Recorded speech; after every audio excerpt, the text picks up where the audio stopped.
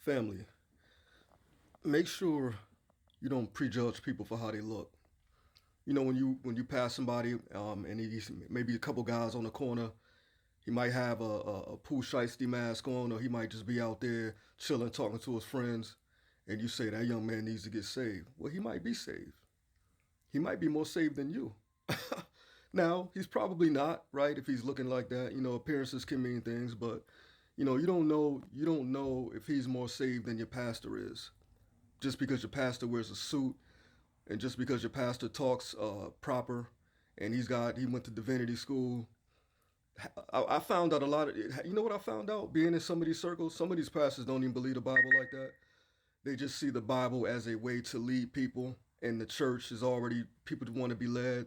So that's a way for them to go out and inspire and help people. So a lot of these pastors don't even believe the Bible like that, and they're not saved, right? Some of them are saved.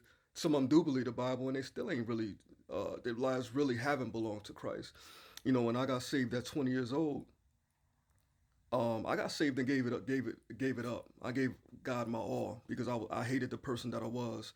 I hated the weed smoking. I was always drunk. I was always cursing. I was always lying. I was always lusting over women.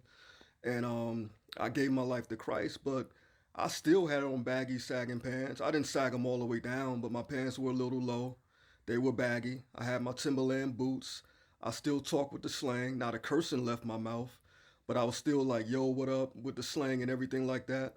But my heart was mature toward God, and I love God.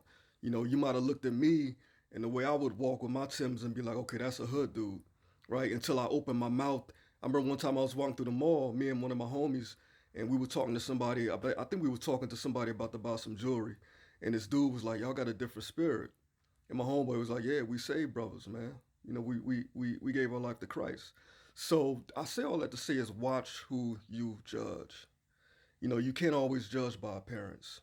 I met so many people in the front row or church musicians. Can't wait to leave there. These dudes start whoremongering. They want to fight. A lot of them are just off the chain. Be careful who you judge.